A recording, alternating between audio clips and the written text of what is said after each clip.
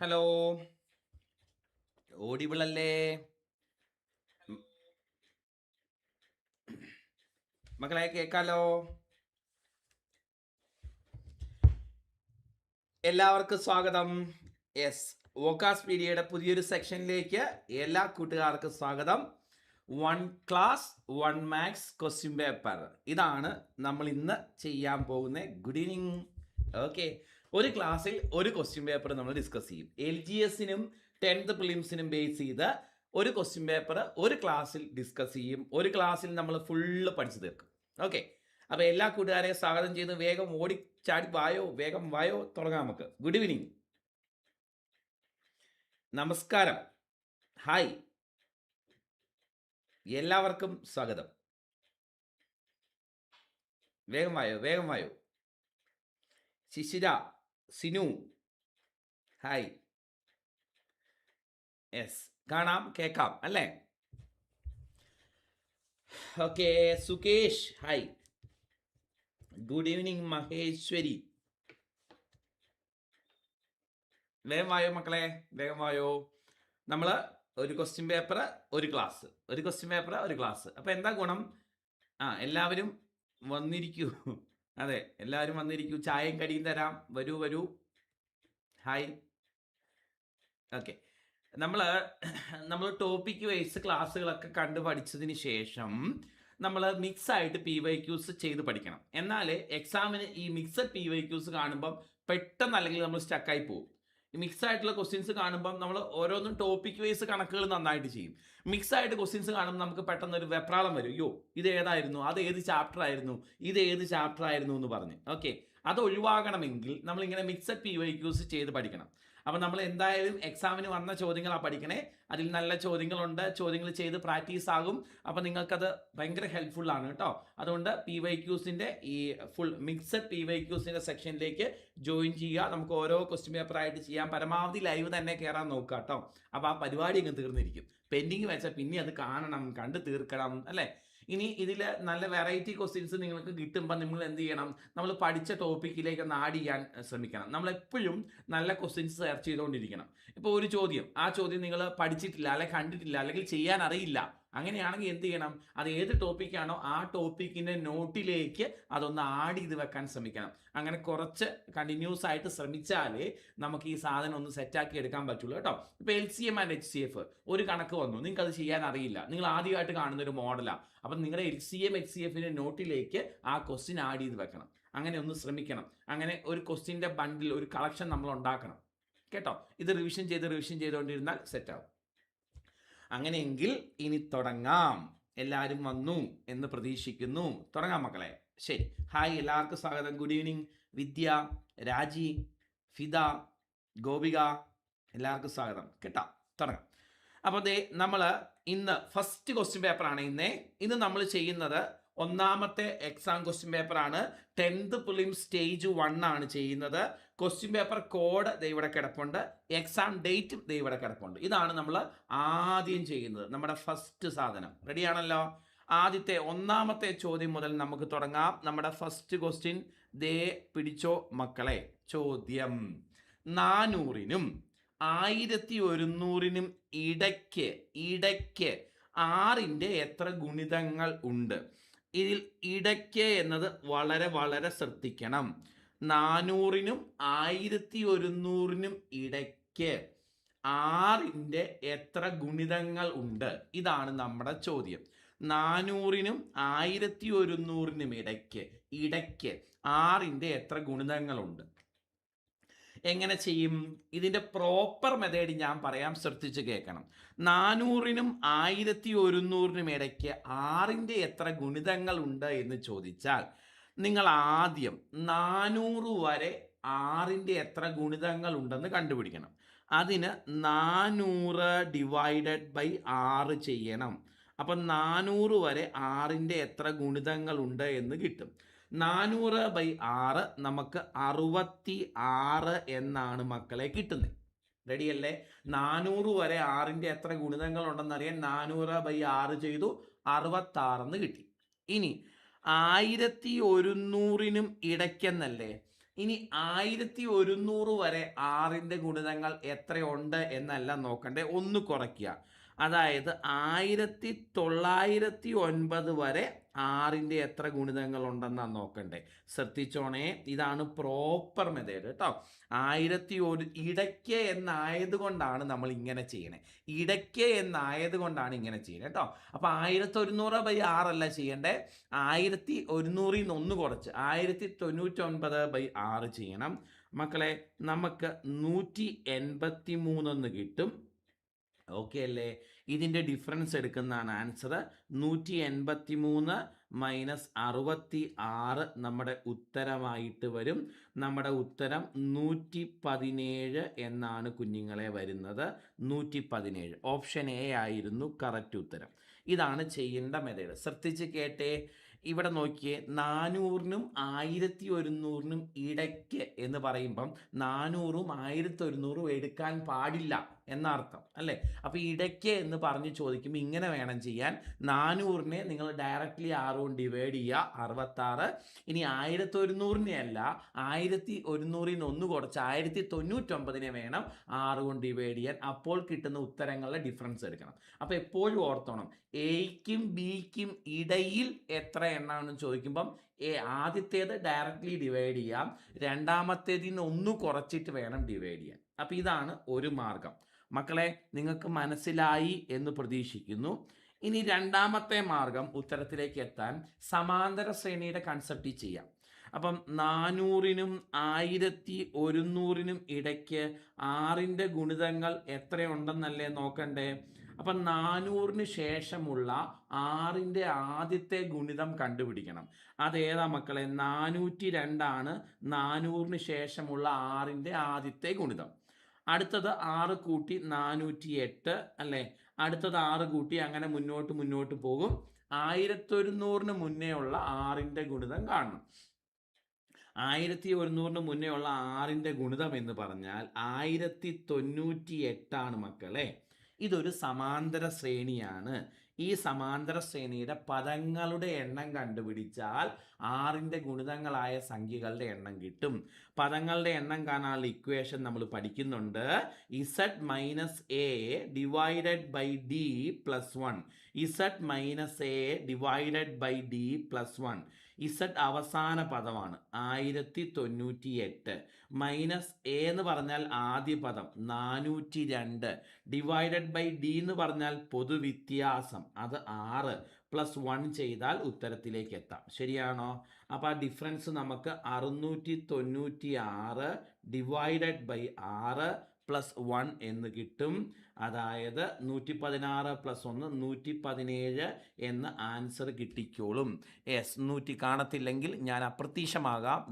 117 എന്ന ആൻസർ കിട്ടിക്കോളും.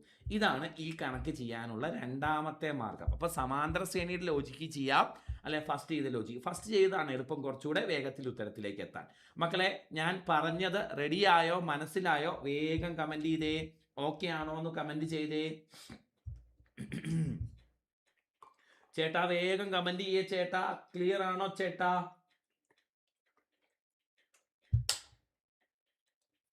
യെസ്.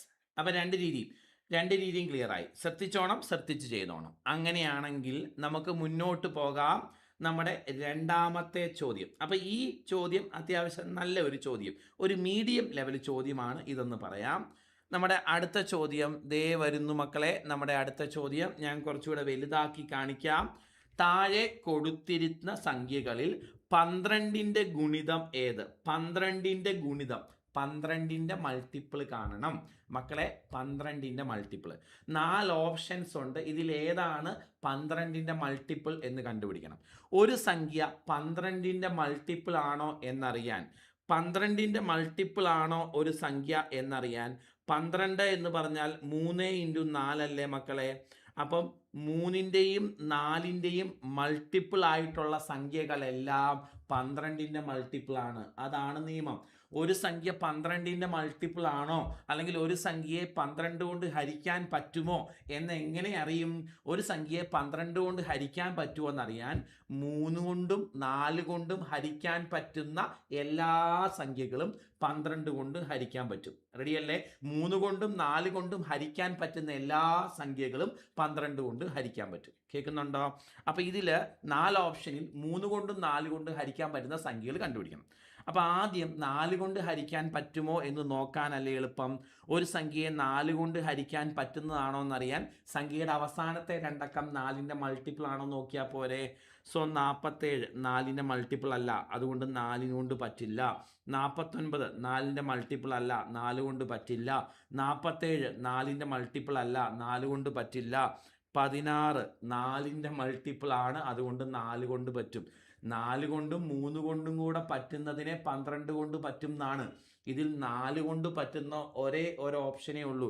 അപ്പോൾ പിന്നെ വേറൊന്നും ആലോചിക്കാനില്ല. നമ്മുടെ ഉത്തരം ഓപ്ഷൻ എ ആണ്. Technique clear?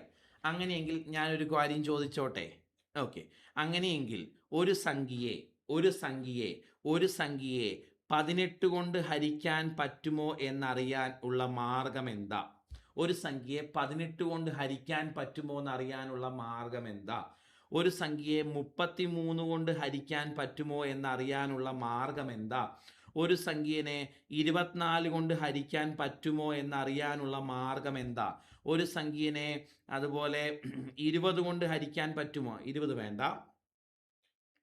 90 കൊണ്ട് ഹരിക്കാൻ പറ്റുമോ എന്നറിയാനുള്ള മാർഗം എന്താ? ഇതൊക്കെ എന്താ മക്കളെ? ഓക്കെ, ശ്രദ്ധിച്ചോണം, അവിടെ കുറച്ച് കാര്യങ്ങൾ മനസ്സിലാക്കാനുണ്ട്. ഒരു സംഖ്യയെ 18 കൊണ്ട് ഹരിക്കാൻ പറ്റുമോ എന്നറിയാൻ 18നെ ഏതെങ്കിലും രണ്ട് സംഖ്യകളുടെ മൾട്ടിപ്പിൾ ആക്കി എഴുതാൻ പറ്റുമോ നോക്കുക. പറ്റും. 9 × 2 ആണ് 18 അല്ലേ?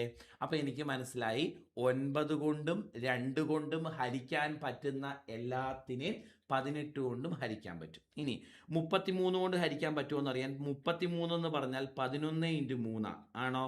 അപ്പോൾ 11 കൊണ്ടും 3 കൊണ്ടും ഹരിക്കാൻ പറ്റുന്ന എല്ലാത്തിനെയും 33 കൊണ്ടും ഹരിക്കാൻ പറ്റും. ഇനി ഒരു സംഖ്യ 24 കൊണ്ട് ഹരിക്കാൻ പറ്റുമോ എന്നറിയാൻ 8 × 3 ആണ് 24 അല്ലേ? അപ്പോൾ 8 കൊണ്ടും 3 കൊണ്ടും ഹരിക്കാൻ പറ്റുന്ന എല്ലാ സംഖ്യകളെയും 24 കൊണ്ട് ഹരിക്കാൻ പറ്റും. ഒരു സംഖ്യയെ 90 കൊണ്ട് ഹരിക്കാൻ പറ്റുമോ എന്നറിയാൻ 90 എന്ന് പറഞ്ഞാൽ 9 × 10. 9 കൊണ്ടും 10 കൊണ്ടും ഹരിക്കാൻ പറ്റുന്ന എല്ലാത്തിനെയും 90 കൊണ്ടും ഹരിക്കാൻ പറ്റും. ഇങ്ങനെയാണ് ഹരിക്കാൻ പറ്റുമോ എന്ന് ചെക്ക് ചെയ്യുന്നത്. അപ്പം നിങ്ങൾ ചോദിക്കും, സാറേ 18 എന്ന് പറഞ്ഞാൽ എനിക്ക് 6 × 3 18 എന്ന് എഴുതാൻ പറ്റില്ലേ? അതും 18 തന്നെയല്ലേ? 9 × 2 18 തന്നെയാണ്. അപ്പോൾ 9 കൊണ്ടും 2 കൊണ്ടും ഹരിക്കാൻ പറ്റുന്നതിനെല്ലാം 18 കൊണ്ട് പറ്റുമെന്ന് പറയാൻ പറ്റുന്നത് എങ്ങനെയാണ്? എപ്പോഴും ഓർക്കുക, നമ്മൾ ഈ രണ്ട് സംഖ്യകൾ എടുക്കുമ്പോഴേ അത് രണ്ടും കോപ്രൈം ആയിരിക്കണം. അതായത് കോമൺ ഫാക്ടേഴ്സ് ഇല്ലാത്തതായിരിക്കണം. യെസ് ഗോപിക, കോമൺ ഫാക്ടേഴ്സ് ഇല്ലാത്തതായിരിക്കണം. കണ്ടോ, ഇതിന് കോമൺ ഫാക്ടർ ഇല്ല, ഇതിനും കോമൺ ഫാക്ടർ ഇല്ല. കണ്ടോ, ഇതിനും കോമൺ ഫാക്ടർ. ഇങ്ങനെ കോമൺ ഫാക്ടർ ഇല്ലാത്ത രണ്ടെണ്ണം എടുക്കാൻ പാടുള്ളൂ. ഇപ്പം 24 എന്ന് പറഞ്ഞാൽ 12 × 2 അല്ലേ? അപ്പോൾ 12 കൊണ്ട് 2 കൊണ്ട് ഹരിക്കാൻ പറ്റുന്നതിനെയല്ല 20 അങ്ങനെ പറയാൻ പറ്റില്ല, കാരണം ഇതിന് കോമൺ ഫാക്ടർ ഉണ്ട്. അപ്പം നമ്മൾ ഈ രണ്ട് സംഖ്യകൾ എടുക്കുമ്പം അത് കോമൺ ഫാക്ടേഴ്സ് ഇല്ലാത്തതായിരിക്കണം. അതാണ് ശ്രദ്ധിക്കേണ്ടത്. ഇങ്ങനെയാണ് ചെയ്യേണ്ടത്. അപ്പോൾ ഒരു സംഖ്യ 45 കൊണ്ട് ഹരിക്കാൻ പറ്റുമോ എന്നറിയാൻ 45നെ നമുക്ക് 15 × 3 എന്ന് എഴുതാം, 9 × 5 എന്ന് എഴുതാം. ഇതിലേതാ എടുക്കണ്ടേ? 9 × 5 എടുക്കണ്ടേ? കാരണം 9നും 5നും കോമൺ ഫാക്ടർ ഇല്ല. അപ്പം നമ്മൾ ഇങ്ങനെ എടുക്കുന്ന സംഖ്യകൾ കോ പ്രൈം നമ്പേഴ്സ് ആയിരിക്കണം ദാസ. മനസ്സിലായോ? ക്ലിയർ ആണോ ചേട്ടാ? മനസ്സിലായോ? അപ്പോൾ ഈ രണ്ട് സംഖ്യകൾ എടുക്കുമ്പം അത് കോ പ്രൈം നമ്പേഴ്സ് അല്ലേ? അതായത് കോമൺ ഫാക്ടർ ഇല്ലാത്ത സംഖ്യകളായിരിക്കണം ആ രണ്ട് സംഖ്യകൾ. അങ്ങനെയാണ് നമ്മൾ മനസ്സിലാക്കുന്നത്. 12 എന്ന് പറഞ്ഞാൽ 6 × 2 എടുക്കാൻ പാടില്ല, കാരണം 6നും 2നും കോമൺ ഫാക്ടർ ഉണ്ട്.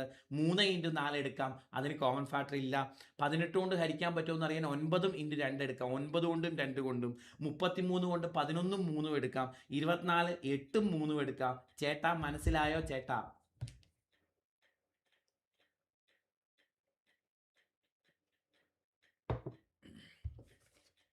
നെക്സ്റ്റ് ക്വസ്റ്റ്യൻ, അടുത്ത ചോദ്യത്തിലേക്ക് വരുവാണ് മക്കളെ. അടുത്ത ചോദ്യം, താഴെ കൊടുത്തിരിക്കുന്ന സംഖ്യകളുടെ എല്ലാം തുക കാണണം. എളുപ്പമുള്ള ഒരു ചോദ്യമാണ്.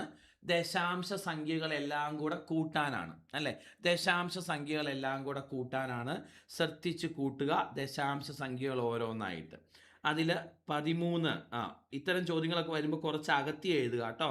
13, ഓക്കെ, 13.07, 13.07 ഒരെണ്ണം. അടുത്തത് 21 കറക്റ്റ് ഓർഡറിൽ അലൈൻമെൻറ്റ് തെറ്റാതെ എഴുതാൻ ശ്രദ്ധിക്കണം. അടുത്തത് 0.3 ആണ്, 0.3 ആണ് അല്ലേ, 0.3 ആണ്. അടുത്തത് 1.25 ആണ്, 1.25 ആണ് അടുത്തത്, 1.25 ആണ് അടുത്തത്. അടുത്തത് 0.137 ആണ്, 0.137 ആണ്. അടുത്തത് 26.546 ആണ് അല്ലേ. അപ്പോൾ ഇത് കൂട്ടുമ്പം ശ്രദ്ധിച്ച് എഴുതി കൂട്ടാൻ ശ്രദ്ധിക്കണേ. നമുക്ക് എല്ലാവർക്കും തന്നെ കൂട്ടാനൊക്കെ അറിയാം, പക്ഷെ നമ്മൾ ഇത് എഴുതുമ്പം മാറിപ്പോയാൽ ഉത്തരം കുളവാകും മക്കളെ. അതുകൊണ്ട് ഈ ദശാംശങ്ങൾ കൂട്ടുന്ന ചോദ്യങ്ങൾ എല്ലാവരും തന്നെ ചെയ്യും അവർക്കറിയാം, പക്ഷെ നമ്മൾ ചെയ്യുമ്പോൾ തെറ്റിപ്പോകുന്നു അവർക്കറിയാം. അതുകൊണ്ട് ശ്രദ്ധിച്ച് ചെയ്യണം. സോൾവ് ചെയ്യുമ്പം 62.303 എന്ന് കിട്ടും. എല്ലാം കൂടെ കൂട്ടിക്കഴിയുമ്പം നമ്മുടെ ആൻസറായിട്ട് വരുന്നത് ഏതാണ്? ഓപ്ഷൻ ബി ആണ് അല്ലേ. സെറ്റാണോ മക്കളെ? താഴെ കൊടുത്തിരിക്കുന്ന സംഖ്യകളുടെ എല്ലാം തുക ദശാംശ സംഖ്യകളാണ്. എപ്പോഴും ഓർക്കുക, പോയിന്റുകൾ ഒരേ അലൈൻമെൻറ്റിൽ കിടക്കണം അല്ലേ. അതൊന്ന് ശ്രദ്ധിച്ചാൽ മതി. ഇടത്തോട്ടും വലത്തോട്ടും ഉള്ളത് കൃത്യമായി എഴുതാനും കൂട്ടാനും ശ്രമിച്ചോണം. സിമ്പിളാണ്, മുന്നോട്ട് പോകാം. ഓപ്ഷൻ ബി ആണ് കറക്റ്റ് ഉത്തരം. അടുത്ത ചോദ്യവും എളുപ്പമുള്ളൊരു ചോദ്യമാണ്. ദശാംശ സംഖ്യകൾ എന്ന ചാപ്റ്ററിൽ നിന്നാണ്. 20.009 എത്ര കൂട്ടിയാൽ 50 കിട്ടും? ഇതിനോട് എത്ര കൂട്ടിയാൽ 50 കിട്ടും എന്നറിയാൻ 50-ൽ നിന്ന് ഇത് കുറച്ചാൽ പോരെ മക്കളെ? 50-ൽ നിന്ന് ഇത് കുറയ്ക്കണം. ആണോ? 50-ൽ നിന്ന് കുറയ്ക്കണം.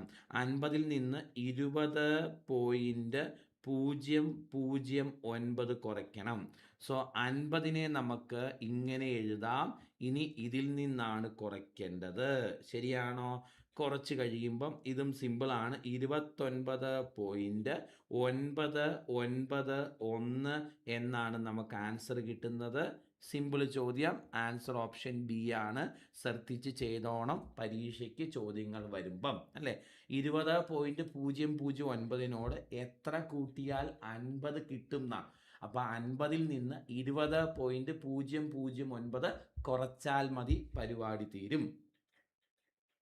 ശരി, മുന്നോട്ട് പോകുന്നു. നമ്മൾ നെക്സ്റ്റ് ക്വസ്റ്റ്യനിലേക്ക്. എളുപ്പമുള്ള ചോദ്യങ്ങളാണ്. യെസ്, ഇത് ഭിന്നസംഖ്യ എന്ന ചാപ്റ്ററിൽ നിന്നുള്ള ചോദ്യമാണ്. ഇടയിലുള്ള ഭിന്നസംഖ്യ കാണാൻ അല്ലേ.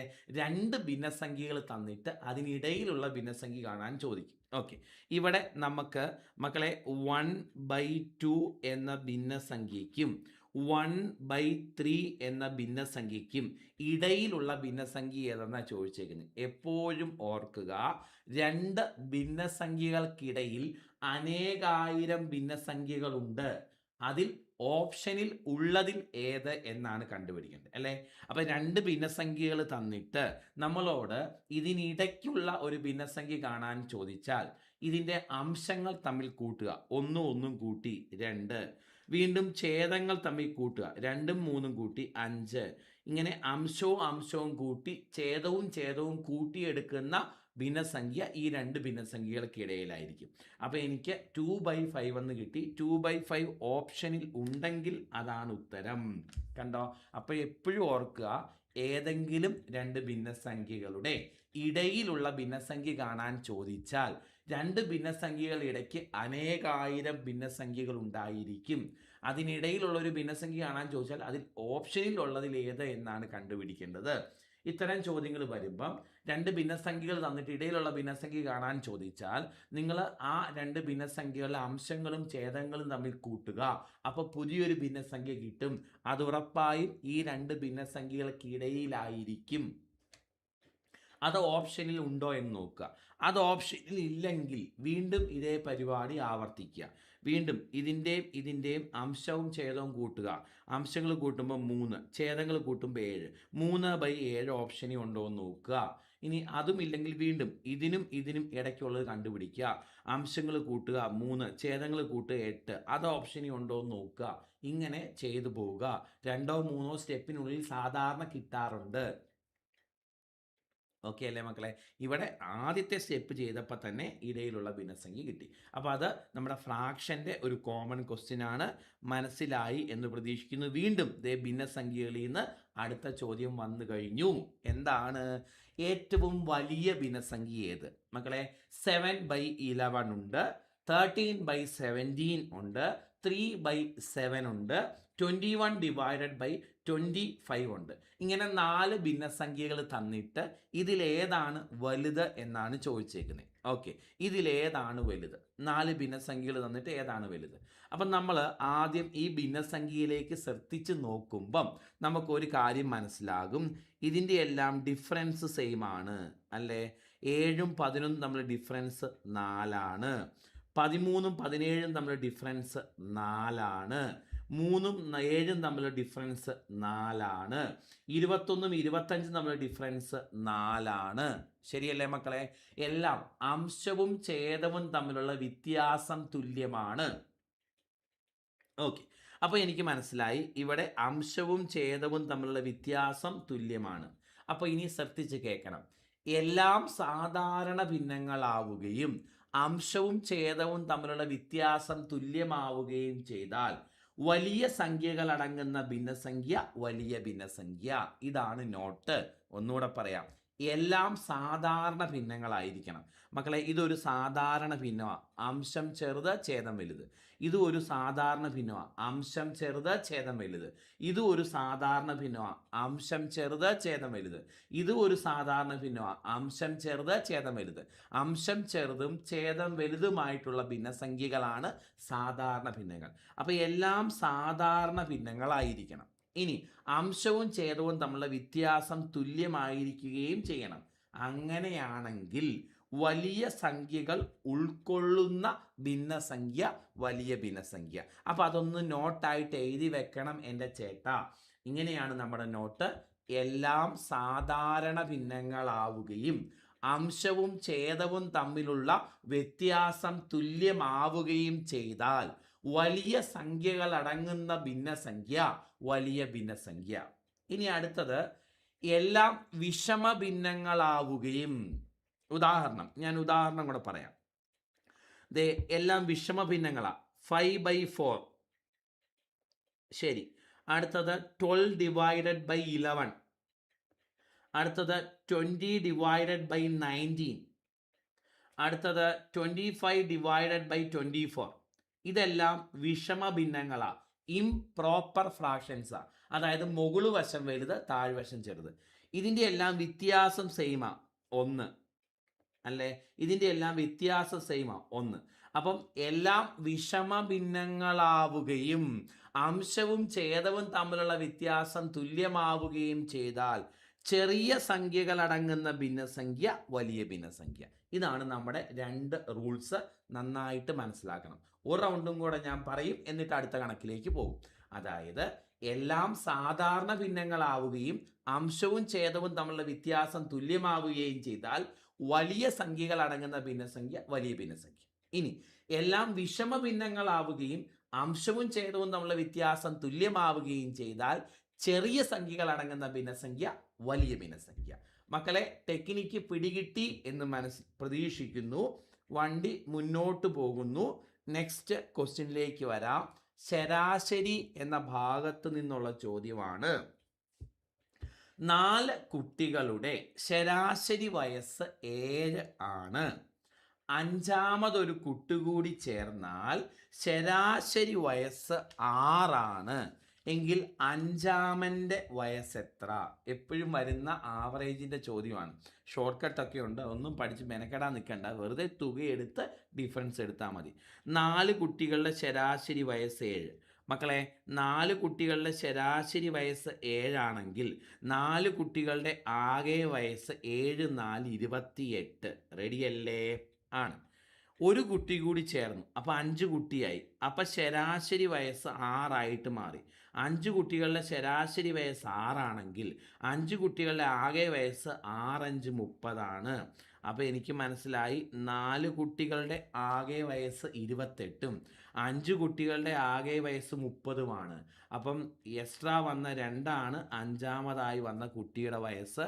ഈ ചോദ്യത്തിൻ്റെ ആൻസർ നമുക്ക് ഓപ്ഷൻ എ എന്നാണ് കുഞ്ഞുങ്ങളെ ലഭിക്കുന്നത്. സിമ്പിൾ അല്ലേ? വെറുതെ തുക എടുത്തങ്ങ് ചെയ്താൽ മതി. ഇതിൻ്റെ അകത്ത് വേറെ ഒരാൾ പോയി എന്നും ഒരാൾ വന്നു എന്നും ഒക്കെ പറയാം. അപ്പോൾ നിങ്ങൾ ഓരോന്നിനും ഓരോ ഷോർട്ട് കട്ടൊന്നും പഠിക്കണ്ട. വെറുതെ തുക എടുത്ത് ഡിഫറൻസ് എടുക്കുക. സിമ്പിളായിട്ട് ചെയ്യാമല്ലോ. വെറുതെ നമ്മൾ വളഞ്ഞിട്ട് പഠിക്കേണ്ട ആവശ്യമില്ല. 4 പേരുടെ ശരാശരി വയസ്സ് 7. അപ്പോൾ 4 പേരുടെ ആകെ വയസ്സ് 7 4 28. 5 പേരുടെ ശരാശരി വയസ്സ് 6. അപ്പോൾ 5 പേരുടെ ആകെ വയസ്സ് 30. അപ്പോൾ എക്സ്ട്രാ വന്ന 2ആണ് അഞ്ചാമതായി വന്നയാളുടെ വയസ്സ്. ഇത്രേ ഉള്ളൂ. സിമ്പിൾ ലോജിക്ക് കേട്ടോ. മുന്നോട്ട് പോവാം. നെക്സ്റ്റ് ക്വസ്റ്റ്യൻ മക്കളെ. ഇത് നമ്മുടെ പ്രോഫിറ്റ് ആൻഡ് ലോസ്, ലാഭവും നഷ്ടവും എന്ന ചാപ്റ്ററിൽ നിന്നുള്ള ചോദ്യമാണ്. ഇത് നല്ല ചോദ്യമാണ്. ഒരു വസ്തുവിന് തുടർച്ചയായി 10%, 20%, 10%, 25% എന്ന രീതിയിൽ ഡിസ്കൗണ്ട് അനുവദിച്ചാൽ ആകെ ഡിസ്കൗണ്ട് എത്ര ശതമാനം? അപ്പോൾ ആദ്യം മക്കളെ ഒരു 20% ഡിസ്കൗണ്ട്, പിന്നെ ഒരു 10% ഡിസ്കൗണ്ട്, പിന്നെ ഒരു 25% ഡിസ്കൗണ്ട്, ഇങ്ങനെ അനുവദിച്ചാൽ ആകെ ഡിസ്കൗണ്ട് എത്ര ശതമാനമായിരിക്കും എന്ന ചോദ്യം. ഓക്കെ, അപ്പം 3 ഈ കണ്ടിന്യൂസ് ഡിസ്കൗണ്ടാണ് അല്ലേ. അപ്പം നമ്മൾ സാധാരണ ഓർക്കും ആദ്യം ഒരു 20% വില കുറച്ച് കൊടുത്തു, പിന്നെ വീണ്ടും ഒരു 10% ഡിസ്കൗണ്ട് കൊടുത്തു അല്ലേ, പിന്നെ വീണ്ടും ഒരു 25% ഡിസ്കൗണ്ട് കൊടുത്തു എങ്കിൽ വിലയിലുണ്ടായ മാറ്റം ആകെ എത്ര ശതമാനം? ഇതല്ലേ ചോദിക്കുന്നേ. ഇങ്ങനെ ചോദിച്ചാൽ ചെയ്യാനുള്ള മെത്തേഡ് ശ്രദ്ധിച്ച് കേട്ടോ. പ്രോഫിറ്റ് ആൻഡ് ലോസ് എന്ന ചാപ്റ്ററിൽ നിന്നാണ്. 20% ഡിസ്കൗണ്ട് കൊടുത്തു എന്ന് പറയുമ്പോൾ നിങ്ങൾ 80/100 എന്ന് എഴുതണം. 20% കുറവല്ലേ കൊടുത്തേ, ഇൻറ്റു 10% ഡിസ്കൗണ്ട് കൊടുത്തു എന്ന് പറയുമ്പോൾ അതിനെ 90/100 എന്ന് എഴുതണം. ആണോ? ഇൻറ്റു 25% ഡിസ്കൗണ്ട് കൊടുത്തു എന്ന് പറയുമ്പോൾ അതിനെ 75/100 എന്ന് എഴുതണം. ആണോ? അപ്പോൾ 80/100 ഇൻറ്റു 90/100 ഇൻറ്റു 75/100. ക്ലിയർ അല്ലേ? ആണ്. അപ്പം ഞാൻ എഴുതിയത് ആദ്യം 20%, അത് 80/100, പിന്നെ 10% അത് 90/100, പിന്നെ 25% അത് 75/100. ഇത്ര എഴുതിയതിന് ശേഷം ഇതിലെ ഒരു 100നെ നിങ്ങൾ വെട്ടിക്കളയാതെ ഇടണം. ബാക്കിയുള്ളതെല്ലാം വെട്ടിക്കളഞ്ഞ് ചെറുതാക്കണം. അങ്ങനെയെങ്കിൽ 75ഉം 100ഉം 25 വെച്ച് വെട്ടിക്കളയാം. ഇത് 3 തവണ 25, ഇത് 4 തവണ 25. ഓക്കെ, 80ഉം 100ഉം 20 വെച്ച് വെട്ടിക്കളയാം. ഇത് 4 തവണ, ഇത് 5 തവണയാണ് 20. ഈ 4ഉം ഈ 4ഉം കൂടെ വെട്ടിക്കളയാം. ഈ 5ഉം ഈ 90ഉം കൂടെ വെട്ടിക്കളയാം. 18. 18 ഇൻറ്റു 3 മുകളിൽ, അത് 54. താഴെ നമ്മൾ വെട്ടിക്കളയാത്ത 100 ഉണ്ട്. അപ്പോൾ 54/100 എന്ന് വരും. ഇനി 100നേക്കാൾ എത്ര കുറവാണോ മുകളിൽ അതായിരിക്കും ഉത്തരം. 100നേക്കാൾ 46 കുറവാണ്. സോ ആൻസർ 46% ഡിസ്കൗണ്ട് കിട്ടും എന്നാണ് മനസ്സിലാക്കാൻ കഴിയുന്നത്. ഓപ്ഷൻ സി ആണ് കുഞ്ഞുങ്ങളെ കറക്റ്റ് ഉത്തരം. പഠിച്ചു വെച്ചോണേ. ഈ പാറ്റേൺ ചോദ്യങ്ങൾ നമുക്ക് വരുന്നതാണ്, വന്നിട്ടുണ്ട്. ക്ലിയർ ആണല്ലോ? അപ്പം 3 ഡിസ്കൗണ്ട്, മാക്സിമം 3 ചോദിക്കുള്ളൂ. ഇതിൻ്റെ 2 ആണെങ്കിലും ഇങ്ങനെ തന്നെ ചെയ്യണേ. 3 എണ്ണം, 20, പിന്നെ 10, പിന്നെ 25, എങ്കിൽ ആകെ എത്ര ശതമാനം ഡിസ്കൗണ്ട് കിട്ടും? അപ്പോൾ 80/100 ഇൻറ്റു 90/100 ഇൻറ്റു 75/100. ഒരു 100 വെട്ടരുത്, കാരണം കമ്പയർ ചെയ്യാൻ അവസാനം ഒരു 100 നമുക്ക് വേണം. ഓക്കെ, അപ്പോൾ ഇനി ഒരു 100 വെട്ടരുത്, ബാക്കിയെല്ലാം വെട്ടിക്കളഞ്ഞ് ചെറുതാക്കണം. അങ്ങനെ ചെറുതാക്കി കഴിയുമ്പോൾ അവസാനം 54/100 എന്ന് വരും. അപ്പോൾ 54% ചാടിക്കയറി ഉത്തരവായിട്ട് എഴുതരുത്. 100നേക്കാൾ എത്ര കുറവാണോ അതായിരിക്കും ഉത്തരം. 100നേക്കാൾ 46 കുറവ്, 46% ഡിസ്കൗണ്ടിന് തുല്യമാണിത്. അപ്പോൾ ആദ്യം ഒരു 20ഉം പിന്നെ ഒരു 10ഉം പിന്നെ ഒരു 25ഉം ഡിസ്കൗണ്ട് തന്നാൽ മക്കളെ നിങ്ങൾക്ക് ആകെ 46% ഡിസ്കൗണ്ടേ കിട്ടുകയുള്ളൂ.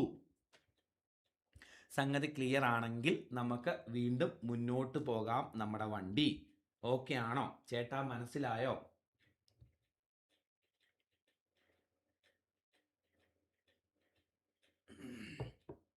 Anjana, Amana, yes, Aparna, mister player, clear ആണ്.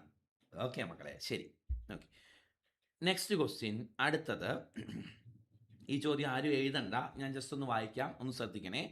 ഒരാൾ എയിൽ നിന്നും മണിക്കൂറിൽ 30 കിലോമീറ്റർ വേഗതയിൽ സഞ്ചരിച്ച് ബിയിൽ എത്തിച്ചേർന്നു. തിരിച്ച് ബിയിൽ നിന്ന് എയിലേക്ക് 50 കിലോമീറ്റർ വേഗതയിലും എത്തുന്നു. ഈ യാത്രയിൽ എയിൽ നിന്ന് ബിയിലേക്കുള്ള ദൂരം. ഇത് ക്വസ്റ്റ്യൻ ക്യാൻസൽ ആയ ക്വസ്റ്റ്യൻ ആണ്. ഞാൻ ജസ്റ്റ് അതിനെക്കുറിച്ചൊരു ഐഡിയ തരാം. ഇത് ക്യാൻസൽ ആയിപ്പോയ ക്വസ്റ്റ്യൻ ആണ്, ജസ്റ്റ് ഒന്ന് പറഞ്ഞു തരാം. അതായത് ഇത്രേ ഉള്ളൂ സംഭവം. ഒരാൾ എ എന്ന സ്ഥലത്ത് നിന്ന് ബി എന്ന സ്ഥലത്തേക്ക് പോകുന്നു അല്ലേ. അയാൾ ആദ്യം പോയത് 30 കിലോമീറ്റർ പെർ അവർ വേഗതയിലാണ് പോയത്, ആണോ? തിരിച്ച് അയാൾ വന്നത് 50 കിലോമീറ്റർ പെർ അവർ വേഗതയിലാണ്. എങ്കിൽ എയും ബിയും തമ്മിലുള്ള അകലം എത്ര എന്നതാണ് ചോദ്യം. ഇത് ടൈം ആൻഡ് ഡിസ്റ്റൻസ് എന്ന ഭാഗത്ത് നിന്ന് ആവറേജ് സ്പീഡുമായി ബന്ധപ്പെട്ട ഒരു ചോദ്യമാണ്. മക്കളെ, ഈ ചോദ്യം ചെയ്യാൻ ഈ ക്വസ്റ്റ്യൻ ക്യാൻസൽ ആയതാണ്. ഈ ഡിസ്റ്റൻസ് ഞാൻ ഡി എന്നെടുത്താൽ, ഈ ഡിസ്റ്റൻസ് ഞാൻ ഡി എന്നെടുത്താൽ, ഇവിടെ ഈ ക്വസ്റ്റ്യൻ ക്യാൻസൽ ആവാൻ കാരണം ഇവിടെ ആകെ സഞ്ചരിച്ച ദൂരം എന്ന് പറയുന്നത് സ്പീഡ് ആവറേജ് ഇൻറ്റു ടൈമാണ്. ഈ ചോദ്യത്തിൽ ടൈം ഇല്ല. അപ്പോൾ ഉത്തരം കണ്ടുപിടിക്കുന്നതിന് ആവശ്യമായ ഗിവൺ ഡേറ്റ ഇല്ലാത്തത് കൊണ്ടാണ് ഈ ക്വസ്റ്റ്യൻ ക്യാൻസൽ ആക്കപ്പെട്ടത്. ക്ലിയർ ആണല്ലോ. അപ്പം ഞാനിവിടെ ഈ കൺസെപ്റ്റ് ഒന്ന് പറഞ്ഞു തരാം. ഒരാൾ 30 കിലോമീറ്റർ വേഗതയിൽ പോകുന്നു, 50 കിലോമീറ്റർ വേഗതയിൽ വരുന്നു. എങ്കിൽ യാത്രയ്ക്കെടുത്ത ഈ രണ്ട് സ്ഥലങ്ങൾ തമ്മിലുള്ള അകലം എത്ര എന്നാണ് സാധാരണഗതിയിൽ ചോദിക്കാറ്. അപ്പം സമയം തന്നിരിക്കും കേട്ടോ. അങ്ങനെ ചോദിച്ചാൽ ചെയ്യാൻ ഇത്രയും അറിഞ്ഞാൽ മതി മക്കളെ. ആദ്യം അങ്ങോട്ട് പോകാൻ ഇങ്ങനെ ഓർക്കുക, ടോട്ടൽ ഡിസ്റ്റൻസ്, ആകെ സഞ്ചരിച്ച ദൂരം എന്ന് പറയുന്നത് സ്പീഡ് ആവറേജ് ഇൻറ്റു ടൈം ആയിരിക്കും. ഇതൊന്ന് പഠിച്ചു വെക്കണേ. ആകെ സഞ്ചരിച്ച ദൂരം എന്ന് പറയുന്നത് സ്പീഡ് ആവറേജ് ഇൻറ്റു ടൈം ആയിരിക്കും. ഇതാണ് ഇത്തരം കണക്കുകൾക്ക് നമ്മൾ പഠിച്ചു വെക്കേണ്ട ഇക്വേഷൻ. ആകെ സഞ്ചരിച്ച ദൂരം എന്ന് പറയുന്നത് സ്പീഡ് ആവറേജ് ഇൻറ്റു ടൈം ആയിരിക്കും കേട്ടോ. ആകെ സഞ്ചരിച്ച ദൂരം എന്ന് പറഞ്ഞാൽ എയിൽ നിന്ന് ബിയിലേക്കുള്ള ദൂരത്തിൻ്റെ ഇരട്ടിയ. അയാൾ എയിൽ നിന്ന് ബിയിലേക്ക് പോയി തിരിച്ച് എയിലേക്ക് വന്നു എന്നാ, ആണോ? അപ്പോൾ ആകെ സഞ്ചരിച്ച ദൂരം അങ്ങോട്ട് പോയി തിരിച്ചു വന്നതാണ്. ആകെ സഞ്ചരിച്ച ദൂരത്തിൻ്റെ പകുതിയാണ് ഓഫീസിലേക്കുള്ള ദൂരം, അല്ലെങ്കിൽ എയും ബിയും തമ്മിലുള്ള അകലം. അത് ഓർത്തോണേ. ആകെ സഞ്ചരിച്ച ദൂരം കാണാൻ സ്പീഡ് ആവറേജ് ഇൻറ്റു ടൈം. ഇനി ഇത്തരം കേസുകളിൽ ആവറേജ് സ്പീഡ് കാണാൻ 2ab by a plus b, 2s1s2 by s1 plus s2 എന്ന ഇക്വേഷനാണ് നമ്മൾ യൂസ് ചെയ്യുന്നത്.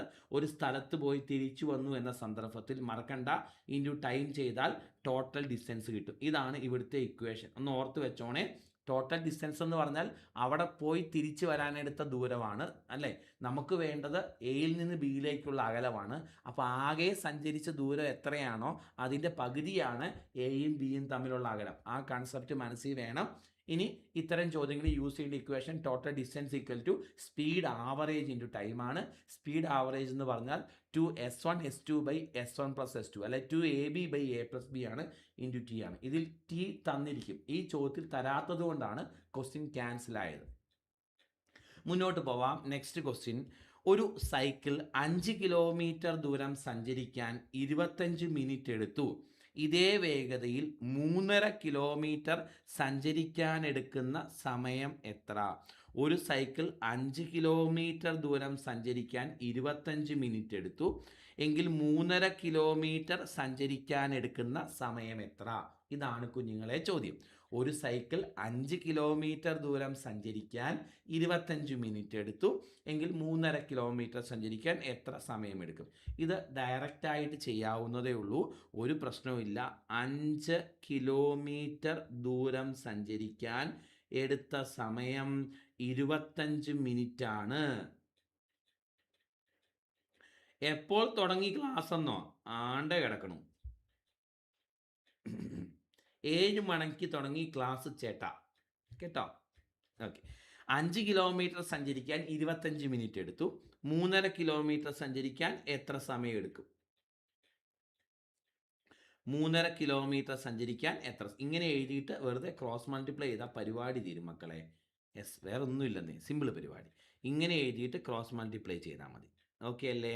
5 കിലോമീറ്റർ സഞ്ചരിക്കാൻ 25 മിനിറ്റ്, 3.5 കിലോമീറ്റർ സഞ്ചരിക്കാൻ question mark. So 3.5 into 25 divided by 5 നമ്മുടെ ഉത്തരം ആണോ? സോ 5ഉം 25ഉം വെട്ടിക്കളയാം 5 തവണ 3.5 ഇൻറ്റു 5 നമുക്ക് ആൻസർ ആയിട്ട് വരുന്നത് മക്കളെ 17.5 എന്ന് കിട്ടും. 17.5 മിനിറ്റ് 17.5 മിനിറ്റ്. ഇതൊക്കെ മീഡിയം ലെവൽ ചോദ്യങ്ങൾ അല്ലെങ്കിൽ അതിലും ലെവൽ കുറഞ്ഞ ചോദ്യങ്ങളായിട്ട് പറയാം. ഓപ്ഷൻ സി ആണ് കറക്റ്റ് ആൻസർ. ഓക്കെ, മുന്നോട്ട് പോവാം. അടുത്ത ചോദ്യത്തിലേക്ക് വരാം. Next question. ഇത് മനസ്സിലായി മക്കളെ, മനസ്സിലായി എന്ന് പ്രതീക്ഷിക്കുന്നു. അടുത്തത് ഒരു സിമ്പിൾ ചോദ്യമാണ്. ഒരു സിമ്പിൾ ചോദ്യമാണ്. സോ 14 പ്ലസ് 3 മൈനസ് 4 ഇത് കണ്ടുപിടിക്കണം അല്ലേ? ഇവർ പറഞ്ഞിട്ടുണ്ട് പ്ലസ് എന്നാൽ ഗുണിക്കുക എന്നാണ് അർത്ഥം. അപ്പോൾ 14 ഇൻറ്റു 3 എന്നാകും. മൈനസ് എന്നാൽ കൂട്ടുക എന്നാണ് അർത്ഥം. പ്ലസ് 4 എന്നാകും. ശരിയല്ലേ മക്കളെ?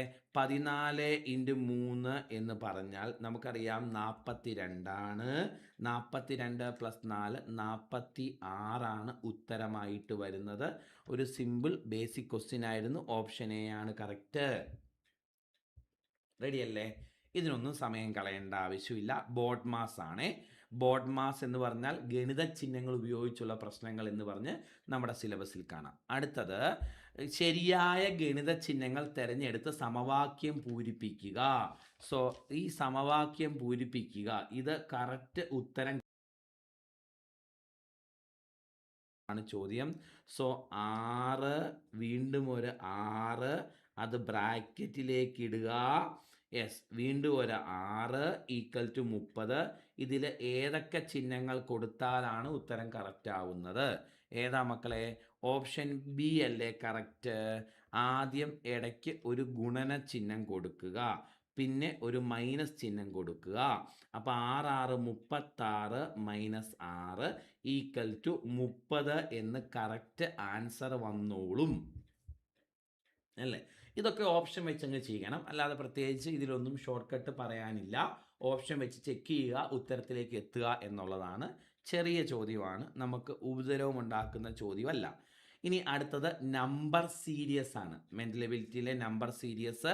സോ അതിൽ 12 ഉണ്ട് മക്കളെ, അടുത്ത 6 ഉണ്ട്, അടുത്തത് 24 ഉണ്ട്, അടുത്തത് വീണ്ടും 12 ഉണ്ട്, അടുത്തത് 48 ഉണ്ട്, അടുത്തത് 24 ഉണ്ട്. ഇനിയുള്ളത് കണ്ടുപിടിക്കണം. എപ്പോഴും ഓർക്കുക, ഈ സംഖ്യകൾ കൂടി കുറഞ്ഞ് അങ്ങനെയൊക്കെയാണ് വരുന്നതെങ്കിൽ, ഒരു ബന്ധമില്ലാതെയാണ് സംഖ്യകൾ വരുന്നതെങ്കിൽ അത് ഒന്നിടവിട്ട ശ്രേണിയായിരിക്കും.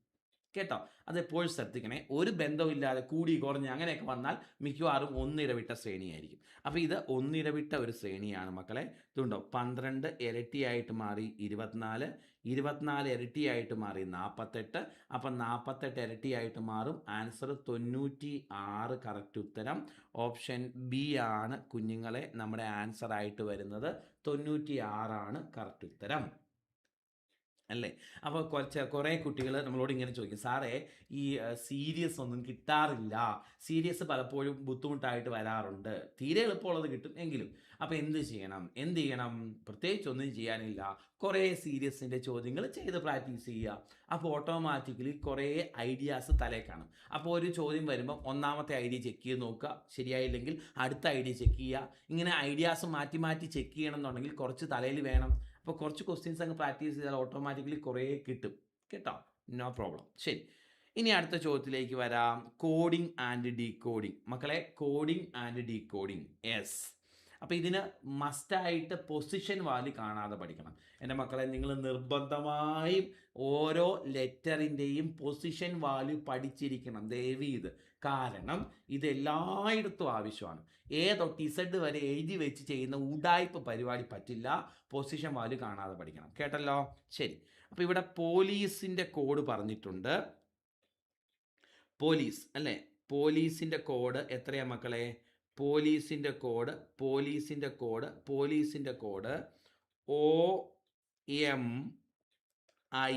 OMI എന്ന EXY ഇതാണ് പോലീസിൻ്റെ കോഡ്. ഓക്കെ, അങ്ങനെയാണെങ്കിൽ നമുക്ക് ആരുടെ കോഡ് കണ്ടുപിടിക്കണം? ലേബർ, ശരിയാണോ? LABOR LABOUR, ലേബറിൻ്റെ കോഡ് കണ്ടുപിടിക്കണം. ശരിയല്ലേ? ഓക്കെ. അപ്പം ഞാൻ പറഞ്ഞില്ലേ, നിങ്ങൾ ദയവ് ചെയ്ത് പൊസിഷൻ വാല്യൂ കാണാതെ പഠിക്കണം കേട്ടോ. അപ്പം ഞാൻ എഴുതുന്ന പോലെ വേഗം എഴുതി ചെയ്യാൻ പറ്റും. പി എന്ന് പറഞ്ഞാൽ 16ാമത്തെ ലെറ്ററാണ്. ഒ എന്ന് പറഞ്ഞാൽ 15ാമത്തെ ലെറ്ററാണ്. അപ്പോൾ ഇവിടെ സംഭവിച്ചത് ഒന്ന് കുറഞ്ഞു. ഒ 15ാമത്തെ ലെറ്ററാണ്. എം 13ാമത്തെ ലെറ്ററാണ്. അപ്പോൾ ഇവിടെ സംഭവിച്ചത് 2 കുറഞ്ഞു. കണ്ടോ? എൽ 12ാമത്തെ ലെറ്ററാണ്. ഐ 9ാമത്തെ ലെറ്ററാണ്. അപ്പോൾ ഇവിടെ സംഭവിച്ചത് 3 കുറഞ്ഞു. ഇനി ഐ 9ാമത്തെ ലെറ്ററാണ്. ഈ 5ാമത്തെ ലെറ്ററാണ്. അപ്പോൾ ഇവിടെ സംഭവിച്ചത് 4 കുറഞ്ഞു. സി 3ാമത്തെ ലെറ്ററാണ്. എക്സ് 24ാമത്തെ ലെറ്ററാണ്. അപ്പോൾ ഇവിടെ സംഭവിച്ചത് 5 കുറഞ്ഞു. കണ്ടോ? ഇനി ഈ 5ാമത്തെ ലെറ്ററാണ്. വൈ എന്ന് പറഞ്ഞാൽ 25ാമത്തെ ലെറ്ററാണ്. അപ്പോൾ ഇവിടെ സംഭവിച്ചത് 6 കുറഞ്ഞു. അപ്പോൾ 1 കുറഞ്ഞു, 2 കുറഞ്ഞു, 3 കുറഞ്ഞു, 4 കുറഞ്ഞു, 5 കുറഞ്ഞു.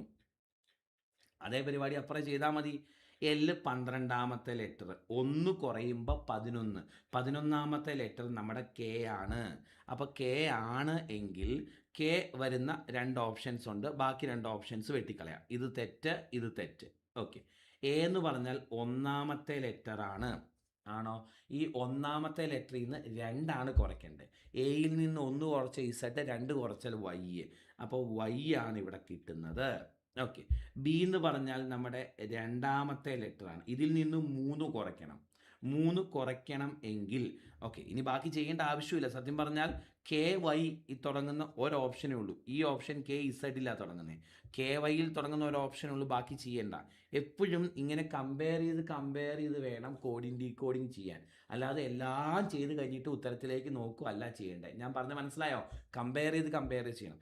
ഞാൻ കെ ആദ്യം കണ്ടുപിടിച്ചു. കെയിൽ തുടങ്ങുന്ന 2 ഓപ്ഷനേ ഉള്ളൂ. അപ്പോൾ ബാക്കി 2 ഓപ്ഷൻ വെട്ടി. ഇനി വൈ അടുത്തത് കണ്ടുപിടിച്ചു. കെ വൈയിൽ തുടങ്ങുന്ന ഒരു ഓപ്ഷനേ ഉള്ളൂ. അപ്പോൾ ഇനി ചെയ്യേണ്ട ഉത്തര ഓപ്ഷനെ.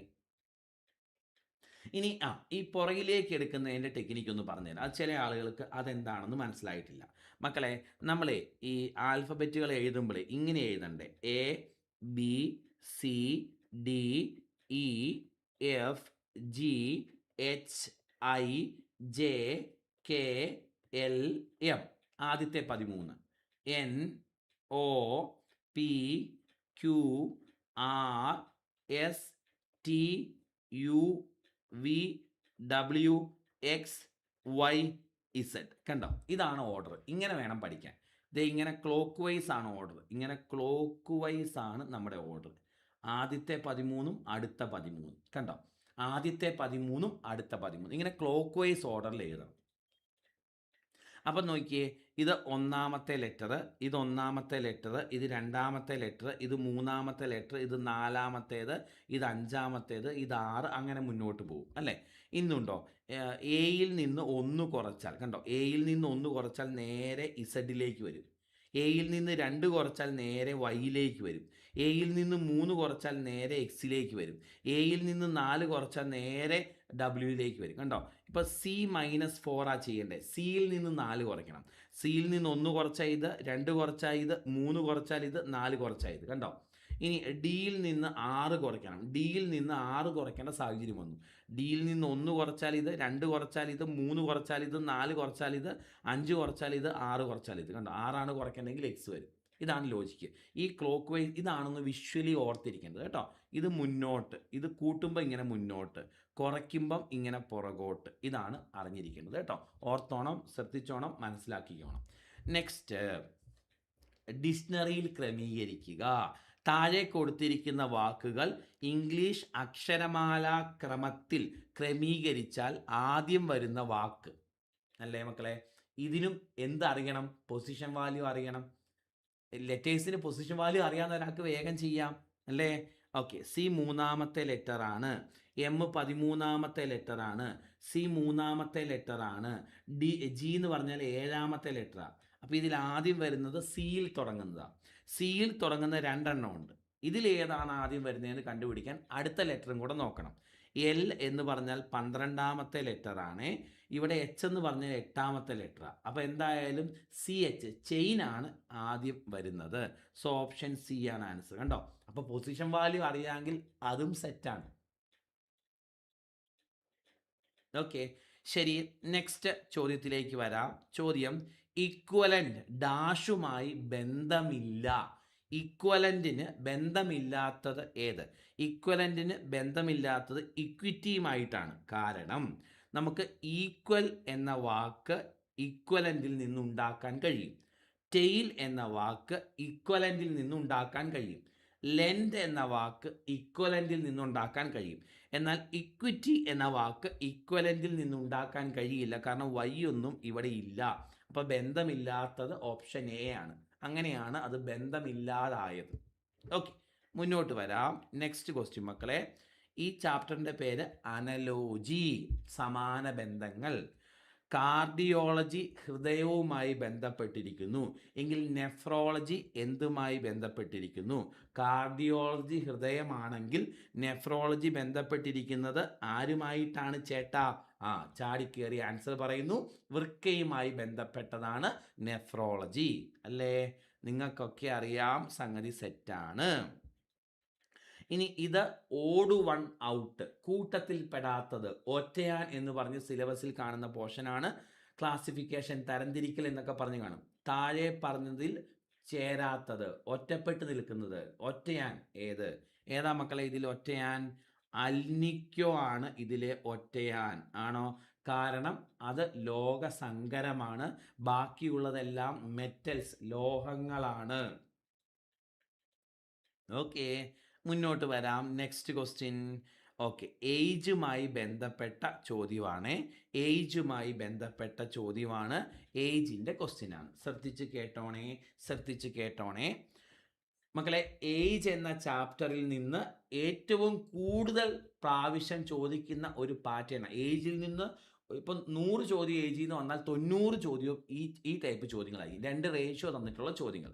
4 കൊല്ലം മുൻപ് അമ്മയ്ക്ക് മകളുടെ 3 ഇരട്ടി വയസ്സുണ്ടായിരുന്നു. അപ്പം 3:1 ആണ് അമ്മയുടെയും മകളുടെയും വയസ്സിൻ്റെ റേഷ്യോ 4 കൊല്ലം മുൻപ്. 6 കൊല്ലം കഴിയുമ്പം അത് ഇരട്ടിയാകും. 6 കൊല്ലം കഴിയുമ്പം ഇവരുടെ വയസ്സിൻ്റെ റേഷ്യോ 2:1 ആകും. അപ്പോൾ എനിക്ക് മനസ്സിലായി, 4 കൊല്ലം മുൻപ് അത് 3 ഇരട്ടിയായിരുന്നു. 3:1 അമ്മയുടെയും ഡോട്ടറിൻ്റെയും വയസ്സിൻ്റെ റേഷ്യോ.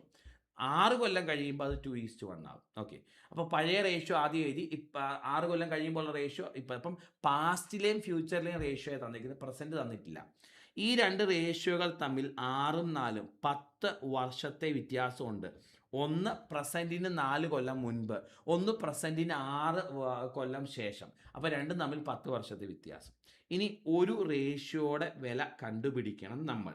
ഒരു റേഷ്യോയുടെ വില കാണാൻ എത്ര വർഷത്തെ വ്യത്യാസമാണെന്ന് നോക്കുക. 10 ഇൻറ്റു താഴെ കിടക്കുന്ന റേഷ്യോയുടെ ഡിഫറൻസ് എടുക്കുക. എപ്പോഴും 1 ബൈ ക്രോസ് മൾട്ടിപ്ലൈ ചെയ്യുമ്പോൾ ഡിഫറൻസ് എടുക്കുക. 3ഉം 2 ഡിഫറൻസ് 1. ഒരു റേഷ്യോയുടെ വില നമുക്ക് 10 കിട്ടും. ഒരു റേഷ്യോയുടെ വില 10 കിട്ടിയാൽ ഈ 10 കൊണ്ട് ആദ്യം കിടക്കുന്ന 2 റേഷ്യോയിനെയും ഗുണിക്കണം.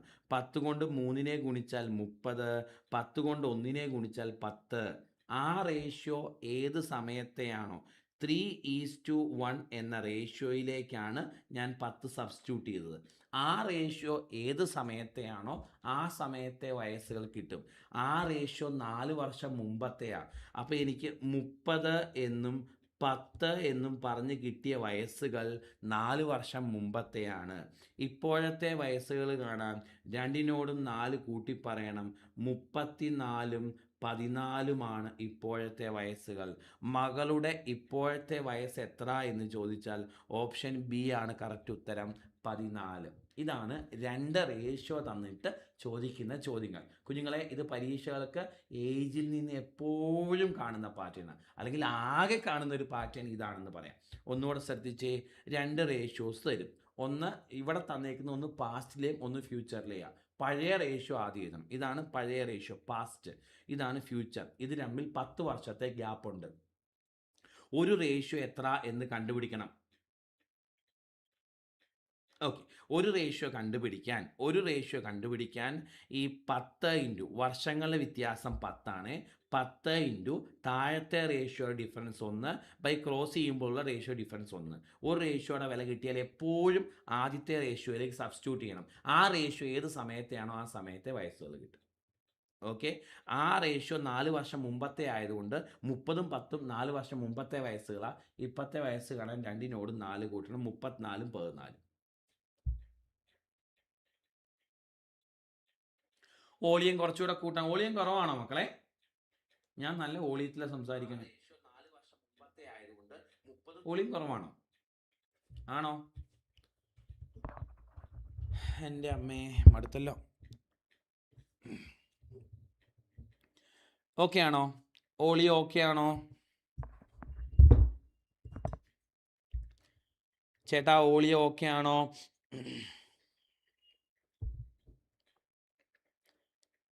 ഓക്കെ ആണോ? ഇപ്പം വോളിയം കുറവാണെന്ന് പറഞ്ഞ ആരാ? റസീന. ഇപ്പോൾ ഓക്കെ ആയോ നോക്കിക്കേ. ഞാൻ മൈക്ക് കുറച്ചുകൂടെ അടുത്ത് വെച്ചു. സെറ്റാണ്. ഓക്കെ, ഒന്നുകൂടെ നോക്കണേ.